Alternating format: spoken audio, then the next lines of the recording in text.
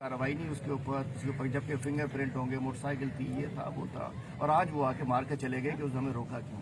और इससे पहले 2 महीने पहले भी ऐसा सब कुछ हुआ जिसके अंदर 6 लाख रुपए डके। अब मैं जैसे आपने देखिए पिछले दिनों भी आया था, मैं 15 मिनट रुका था तो 15 लोग आ गए थे।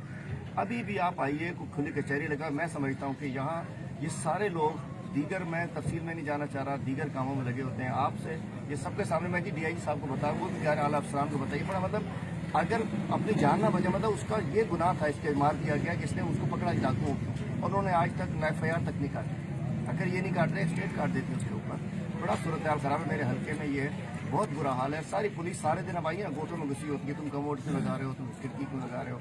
ग्राउंड पे ये सर दिन में हो रही है, 11 बजे 12 बजे 10 बजे दिन में हो रहा है। बराए करम हमारी आपसे है कि इसको मतलब बहुत बुरा असर है। इसको तो देखिए कि 15 दिन पहले हुआ, इन्होंने क्या किया, और डाइवर्ट कर रहे थे उसको कि नहीं जी वो बंदे नहीं है। मुझे आगे कहा इन्होंने, वो बता रहे हैं कि जी वही हमने तस्वीर देखी, वही लोग हैं, चले उसका प्लान किया कि पकड़ा जाए। तो बराए करम देखिए बहुत ही बुरा हाल है।